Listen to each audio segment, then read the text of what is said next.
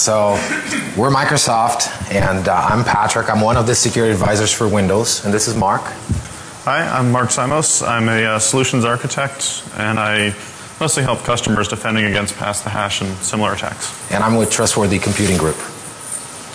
So we're going to talk to you guys about the problem, the way we see it. We're just going to do an overview here of some of the work that we've done on the review.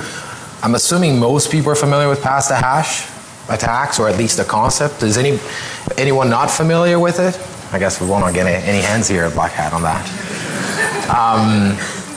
But we're going to do an overview so we level set. So basically we're going to show you the problem as we see it, and we're going to walk through just a simple attack scenario, and then we're going to go over a review. We published a white paper last year that had some information on pass the hash.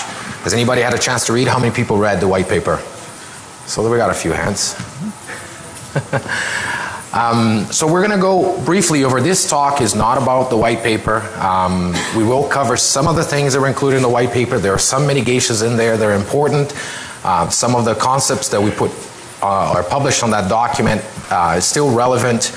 So we're going to step through briefly on the review section, and then we're going to jump into platform updates. We're going to go over some new things we've introduced in Windows 8.1 and 2012 R2. And some of this functionality can also be used to mitigate pass the hash. So we're going to walk you through some of the new things that have been introduced. We'll present the concepts, and then we'll take a look at a quick demo to see exactly what we've done under the hood. And at last, we'll cover some next steps and where we're going with this. We formed a work group last year. We released a white paper documenting some initial basic steps that we believe are practical and most organizations could do. We didn't advise anyone to go and re-architect everything or implement anything dramatic. It was really simple mitigations. But the work group will continue. We will continue, as always, trying to improve the platform. So let's go over to the problem. Mark will cover this problem scenario for us. Okay. And this is a example scenario of how we typically see pass the hash conducted in the field and what we typically observe. And so we're going to kind of just go over that just to do a very quick level set. Ultimately, pass the hash is not an initial compromise. It's not what causes the original box to be popped. So that has to happen, and that the attacker has to have control of a domain member to be able to start pass the hash in most circumstances. There's a few exceptions, but they do have to have admin or system level control. So in this case, it's a phishing attack, and one of the users clicks on it, and they have lost control of that box. The attacker is now sharing control of the box. And then typically what the attacker does is they steal a number of different credentials. Some are the LSAS credentials in memory.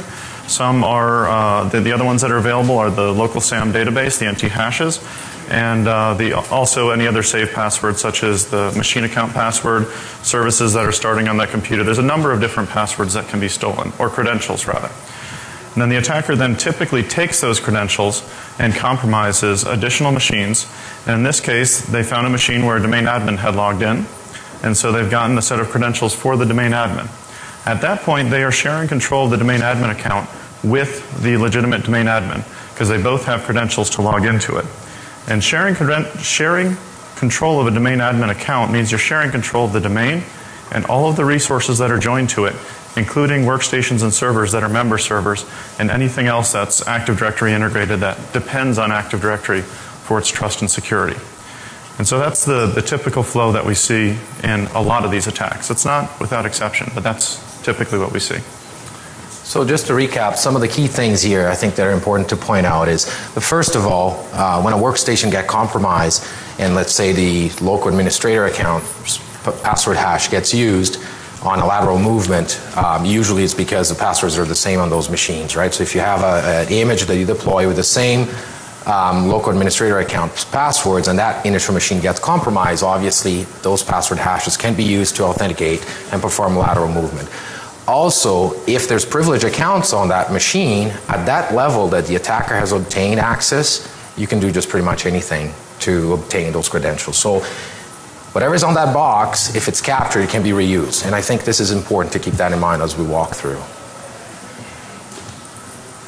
So there's some facts that we have to keep in mind though. If we strip the creds out, take the creds, we run into a usability problem, right? Every time the user needs to do something, those creds are there for a single sign-on and to allow the machine to act on behalf of the user. Every time you go check email, you don't get prompted for a username and password box, and obviously that's why we're storing some of those creds in there. We need credentials to be able for the system to perform on your behalf. The other thing is we have to keep in mind it doesn't matter what we do to the platform, credentials can still be stolen. In a way that if you log in to a compromised computer or you hand those credentials away, whether they're your own or a privileged credential, there's little that we can do with that respect. So it's really a process and technology problem, and that's what we want to highlight. And obviously our focus here to discuss down with platforms updates to see how we can facilitate that and provide you the means to make that more resilient.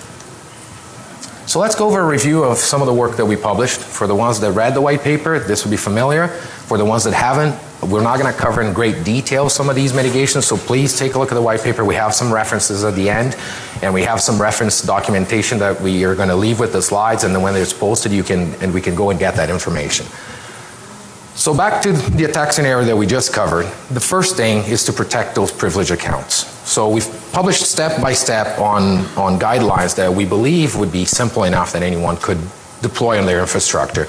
And the idea there is that to prevent, or at least to reduce significantly that attack surface for those privileged accounts, right? I mean, a lot of the times the challenge is really knowing where those accounts are and knowing where they're authenticating to. And obviously if there's no control of where they are, and we assume a certain level of compromise, it becomes really problematic, right? Because then it's a matter of time. Also, if we combine that with images having the same password, it becomes really trivial for an attacker to compromise an infrastructure because they increase their attack surface if they haven't already compromised a machine that has those privileged accounts. They can increase significantly their attack surface, and obviously it becomes a problem. So what we wanted our customers to do is to protect those privileged accounts. We got some feedback that maybe this mitigation was too simple, but based on what we've seen through consulting services and through our own experience is that some of these practices are not even commonly deployed. So there's accounts, environments become really interconnected, so obviously from an availability standpoint, you end up using privileged accounts to do certain things and machines get compromised, and obviously the attacker is able to elevate its privileges. So we want to protect those accounts. Really that's what it is, and that's what we're trying to cover here. The second thing was to take care of those local accounts. We've seen a number of incidents, like we covered on the attack that accounts share the same username or the same password, and therefore they have the same hash because the hash is not salted. And obviously the hash can be passed and it can be used for authenticated just like plain text passwords. So we want to make sure that those accounts have unique passwords. And we can't do that on the platform managing those local accounts, or we couldn't in the past. But we want to make sure that those accounts are properly handled. So you can deny network logon for authentication for local accounts, and we provided the means to do that. You can randomize those passwords. There's a number of things that you can do. And again, the outcome of that is that even if the attacker compromises that machine, he wouldn't be able to use those password hashes if he obtained them. So the idea here would be on these two mitigations is that containment. I mean, the workstation or the user itself would be compromised, but the risk would be reduced. And again, this is not fixing the problem. What we're trying to do is really reduce that attack surface or the risk. And the one thing I do want to add real quick is each of these mitigations, 1, 2, and 3, do have prescriptive step-by-step instructions in the white paper for how to implement them, at least at a basic level. Of course, you have to customize for your administrative model, but each of these described is detailed in the white paper. The last thing we advised was for our customers to use the local firewall administration. I mean, you can use any firewall, you can do segmentation, but the point here is really to restrict traffic or untrusted or undesirable traffic that could be at risk to workstations. Local firewall management on a server infrastructure, we realize that's not doable, but workstations, they can benefit from that, and that would also reduce the attack surface. If an attacker can't connect to a machine, then he won't be able to authenticate to it. So there's a couple of mitigations that have been proposed and discussed in a number of different forums, some public, some private. And we wanted to highlight where these don't by themselves stop credential theft or pass the hash. The first one is disabling NTLM. Disabling NTLM is a great security move forward in your security posture, but pass the ticket, stealing a password, stealing it through from LSAS memory or from keystrokes, any of those elements are still available even if NTLM is completely disabled. So we don't really consider the credential theft problem solved just by disabling NTLM, although it is a good thing to do, and we have some progress to report on that later. Smart cards and multi-factor authentication. Fundamentally, the workstation where the conversion from two-factor is made into one-factor, so NTLM, Kerberos, all these are one-factor protocols. So if you have the TGT, if you have the NT hash that's associated with the account, you can still authenticate as that account even with a smart card logon. So smart cards themselves are wonderful, great technologies. We love them. The multi-factor aspect is great. However, they do not alone solve pass the hash without a secure host that is not compromised. Jump servers also suffer from a similar thing. Does everybody know what jump servers are? You RDP into a server and then you do administration. So a jump server, you still have to type your password in. You still have to type in various other credentials. You have to prove who you are. And that machine has access to those original proof. Now, some of them, like RSA tokens, can turn out and such, but fundamentally you are exposing to that lower trust machine that's jumping up to the higher RDP server the credentials that allow you to authenticate. So they are not a magical solution by themselves. And then, of course, rebooting workstations and servers after you use them, it doesn't hurt, but the credentials are still exposed at the point of entry and during the session. So they don't magically solve the problem by themselves. All right, so let's talk about new stuff. So this has been what we done last year.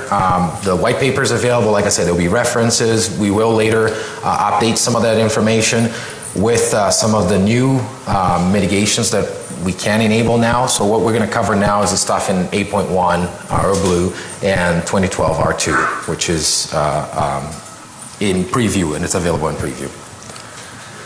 So we've made some core platform changes.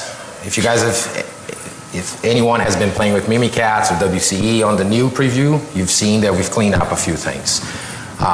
We removed LM hashes from LSAS, so no longer those hashes are available. We know they're weak, and we started the process by looking holistically what we could do, what we could get rid of, and still, like I said, back to the reducing the attack surface. Those are things that we were able to do, so we got rid of it. The other thing that we did is, has anybody here playing with Mimikatz? I assume most people do, right? Yeah, good. So we don't have to get down that road. So if you played with Mimikatz, you run the tool, it's single binary, do a dump, you see all those credentials in plain text, right? They're not in plain text, they're reversibly encrypted, but the encryption keys in the process memory, and we got to put them somewhere. And at that level of access, I mean, even if we were to update that, the attackers would still be able to obtain that and decrypt. So we'll call them plain text equivalent for now, but bottom line is the attackers are able to dump them in plain text. We'll look over this in a little bit more detail in a little bit. The other thing we did was when we were doing some testing, we noticed, there's times where obviously there's session leaks or there are things that cause some machines that even after you log off, you still have some credentials in memory. So we strictly enforce log off. So what we do now is once you log off that machine, we make sure that there is no process that are running on that user that's logged in. One more change that we did, and again, you can see how especially this one will relate to our mitigation too. We want to push preventing local accounts, and more specifically local admin accounts, from being used to access machines on the network. And what we've done is we've marked the SID of the local accounts and the local accounts that are members of the domain administrators group. Those are the new SIDs. Of the local administrators group. Yeah. And just one last note on those last list of features. All of those are on by default. You don't have to do anything. You don't have to configure anything. Those are just default behavior changes in the platform. There's a few other changes that we're going to cover down here that they're not really mitigations, but they're changes that we made in directions that we're going. We're also going to cover that just for transparency. We also modified remote desktop. We know a lot of administrators like to use remote desktop, and a remote desktop as it stands right now, you use it. We're going to cover in a little bit more detail, but basically passes your credential to the target host that you're going to, and then it authenticates on your behalf. Therefore, that machine, authenticate to access those resources on your behalf. Therefore, that machine will have your credentials and it can be captured. So what we did is we've implemented basically a flag that goes to RDP on a new mode that is called restricted admin mode. So when you use the remote desktop client with this flag, what will happen, and again, we're going to get in a little bit more details on this, but basically those credentials are not passed to the target workstation. So if you need to log into a machine to do administrative work, you'll be able to do that without disclosing your credentials. And that includes any type of target, whether it's an RDP, an RDP to a server or to a workstation. So anything that you RDP to, you can do it, authenticate to it, but not provide credentials on that far end. And it is configurable both as a command line switch to the mstsc.exe, as well as you can enforce a GPO on the place where you're running the RDP client, where that is run, and it will obey that GPO. So obviously, this will facilitate the administration of machines. The credentials, if they're not there, they can't be captured. But obviously, there are limitations. If you start that connection from a compromised box or a computer, we're not protecting you against that. Obviously, it goes without saying. There are limitations. So if we look at a little bit in comparison how RDP used to work, so you enter your credentials, right? This laser is so weak. You enter your credentials, it's passed to the Windows host, and you connect to resources as the user.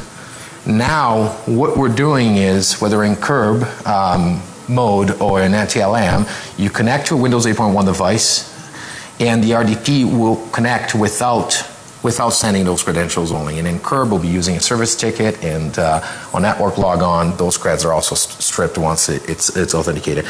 The only thing is, when you're on that machine in restricted admin mode, your creds are not there. So if you're trying to access resources that are associated with you, you're not going to be able to reach them. You can, because you're going to basically be the computer account.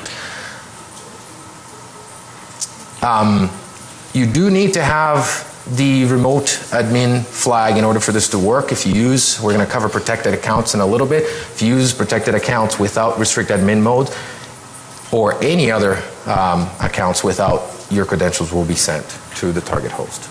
And a couple of quick little extra technical details.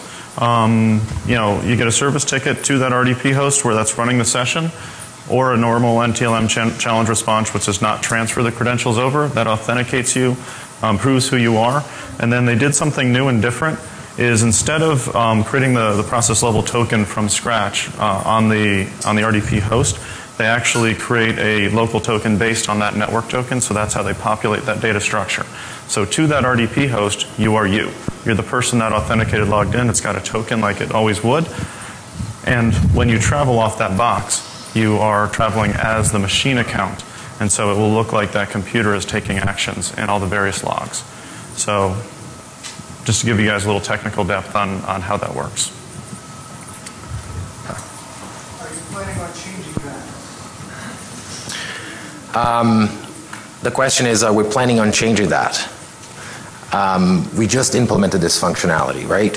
I can't comment if we're going to change to a new model. You mean on a new version or something like that? I was referring specifically to the logging. You're having user state actions in the machine account. That makes it really hard to audit. Correct. And that's actually a good question. We understand that. The thing is, if that machine is compromised already, right? I mean, you can use the computer account if it's locked. Now, the way RDP in restricted admin mode is set up to is strictly for that administration of that machine without the resources on behalf of the user. So a short answer is there is no plans on changing that at the moment. So only use the restricted admin when you're trying to deal with remediating a box, not as a standard operating procedure. Anytime you need to administer only that box and support, whether it's the workstation or the server, and you don't trust it fully and you don't want to expose your credentials to it, it is extremely well suited for that scenario. It is not necessary. It is not the default. It is something you have to explicitly set a GPO on your help desk workstations, or you have to explicitly do /restricted admin.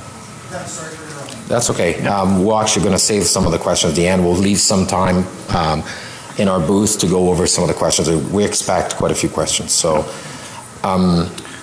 protected users. So this is a very much a supporting feature to a couple of others. One, effectively what protected users does, it's a new group in Active Directory. When you put a user in this group, they are restricted to only using Kerberos to authenticate and only a restricted pre-configured form of Kerberos.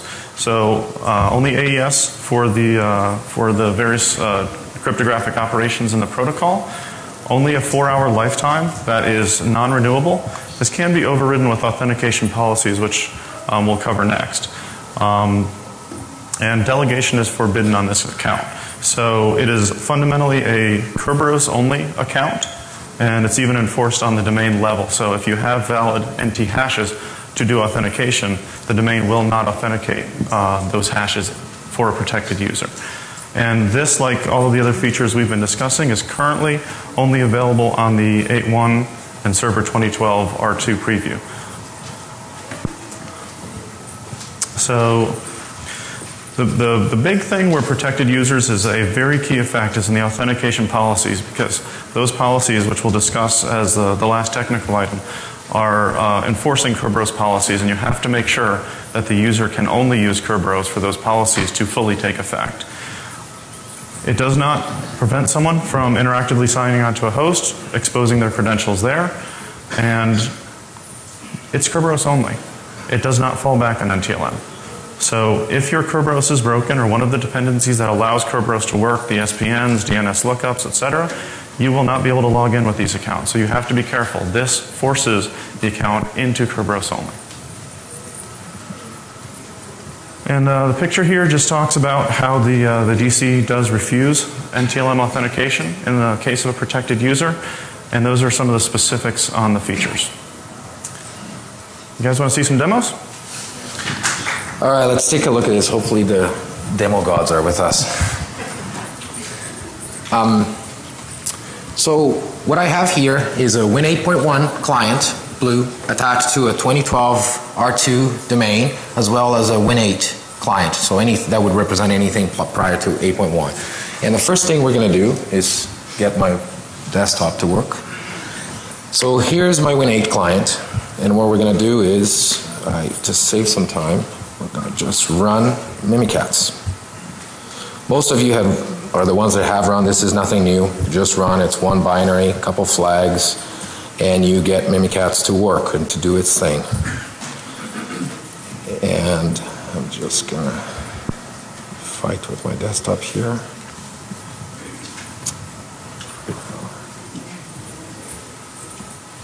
There we go. All right, so I ran Mimikatz on my Win 8 client. So this is currently what happens on all current shipping platforms. And on this case, just to save some time, I had a session with my local admin in here, and I had a domain user, which is represented in here. And as you see, here's your user account, here's your domain. I mean, the user is just user, domain is domain, and the local admin is local_admin. And here's your password for TS package, here's your password for wdigest, and here's your password for Kerberos authentication. Also, if we look at, so we got your local admin, or this is another session. I started this just to save a little bit of time. Here's the same thing, password, hashes. We got our ALM hash, your NT hash, and again the same series of passwords. Now I'm going to switch over to blue and do the exact same thing.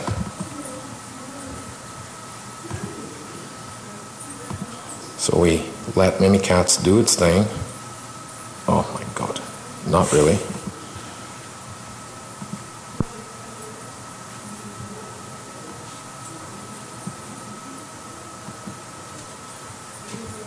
Oh my, there you go.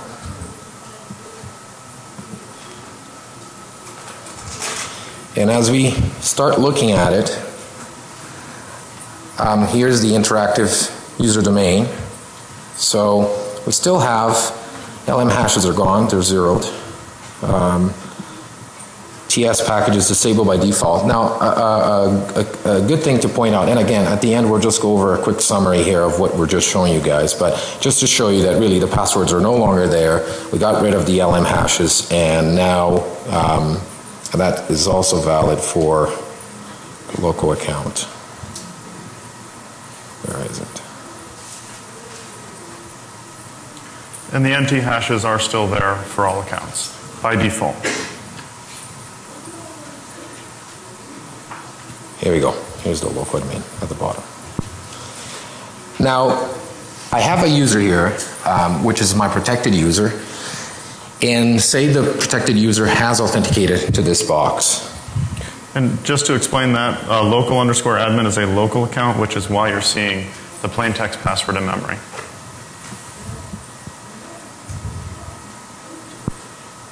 So,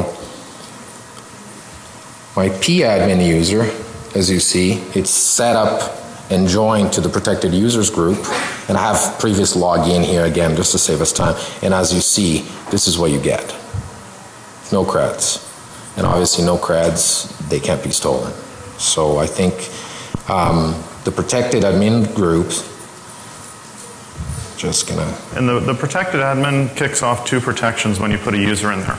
On the DC level, it refuses the authentication from the down level protocols, and then on each individual client that they log into, the up level clients that behave this way, it does not cache any of the credentials. It will be there for the first use because it has to authenticate the user, it's exposed to that machine, but it does not keep or cache any of them for the user session. And here you can see the curb ticket for the user that's logged in. It does have a TGT, but no other cached credentials. All right, so now what we're going to look at, I mean, I'm going to be using my DC here, but obviously this is not a good idea for administration. And what I'm going to do is I'm going to log in to my Windows Blue as the padmin with restricted admin mode. And you notice that he didn't get prompted for credentials. Actually, before I do that, I'm just going to cancel that. In the restricted admin mode, it uses the authentication There's too many accounts there. Of the session that you're in to log you in to that remote target.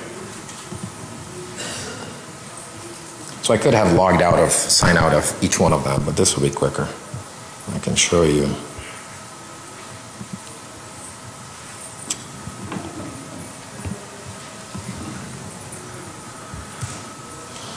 While my RDP connection does its thing. What we're doing here is just RDPing using the restricted flag as well as a protected user account. So in that case, user can't log with NTLM. Oh, demo God's not with us, as our machine's still rebooting.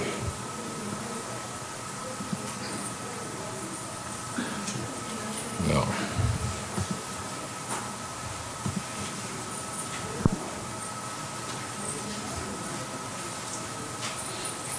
Maybe not. And again, connecting from the DC as essentially the support workstation because we ran out of VM space, and then connecting into that same client we were connecting to earlier in restricted admin mode. So the only credentials we should see are the credentials of the machine account itself. Yeah, I'm going to cancel this demo. I'll just walk you guys through what we've done in terms of summary, because otherwise we're going to... So anyways, what we saw there when I dumped the creds is basically this. This is what we had before. Microsoft account is the MSA. You didn't see that. And by the way, this table, we had a different table here. This table was tweeted, or a similar table, tweeted by the BlackHat's author, and we liked it. And we just modified a little bit to include some of the changes that we've done that weren't documented, and we'll just walk over. So that's what you used to see before when I showed you all those creds. Microsoft account, you didn't see it because we're not connected to the network. This is an isolated test environment, and that's what you see on 8.1. The asterisk there is just to highlight that it's off by default, but if you do enable TS package or wdigest, those creds will be there, and they can be stolen and reused. And this is what you see with protected user and restricted admin mode. So that really sums it up in terms of what you can use in, like I said, the creds won't be there for local administration. So Mark is just going to walk you guys over some of the policies that we changed. Yep. And I just want to explain one last thing. On that table, the third-party SSP, if someone puts a SSP on that box, it will have access to those credentials. Whether it caches it or not is up to that provider, but the current architecture of the SSP provides the credentials to those SSPs. So, authentication policies and silos. Is the mic on? Can you guys hear me? Okay. So, authentication policies and silos are two new types of objects in Active Directory. They are forest-wide policies and policy silos that enforce authentication rules on Kerberos logons. Two types of rules that you can do. Where a TGT may be issued. So, based on the identity of the machine that you are requesting your TGT from, so the user, the service account, whatever is authenticating on that machine, will the DC provide a TGT to that workstation? And then the other question is, if I have a TGT and I'm logged in, can I get a service ticket to this service? And so you can restrict it at the service level and at the issuance of the TGT level. Authentication policy silos are very much a support function of authentication policies. Authentication policies do the enforcement. Silos make them a little easier to manage. I'll show you how that works. And the effect is you get granular control of authentication within an Active Directory forest environment.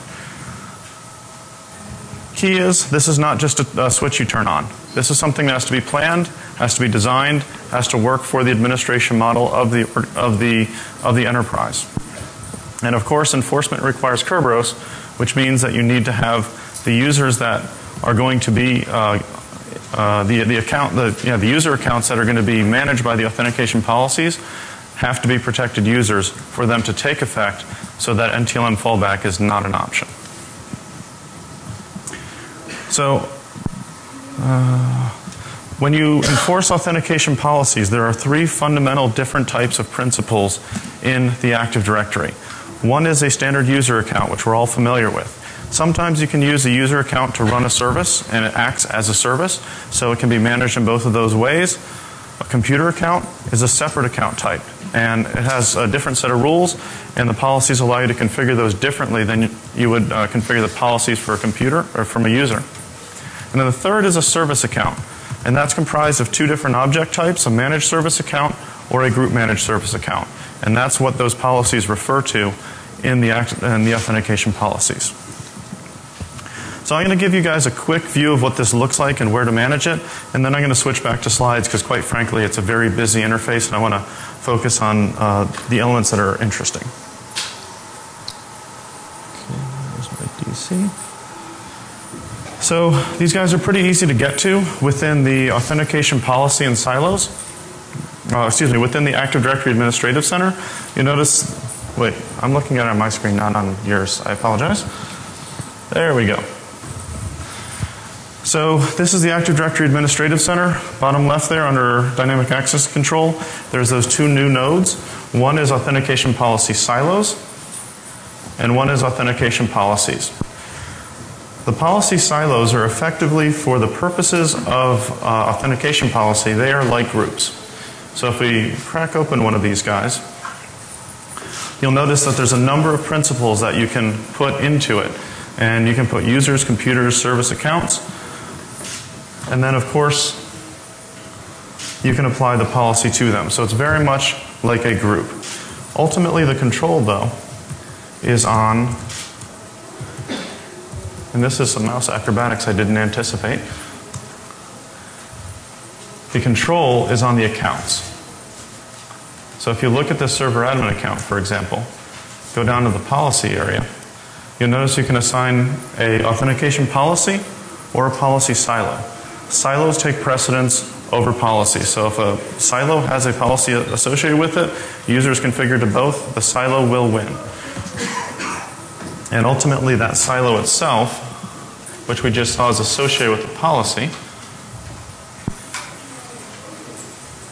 here. So let me switch back to slides real quick and kind of highlight the key points to make sure I don't forget anything. So going over the interface, And the silo, of course, does take precedence.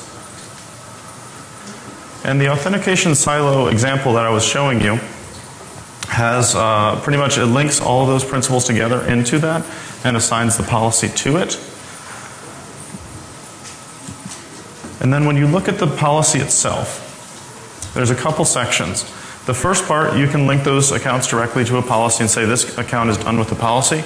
But if you ever want to change what policy a user is associated with, you then have to go and update the authentication policy each time. So we prefer the silos because it's a little easier to manage. Moving down next to the user section.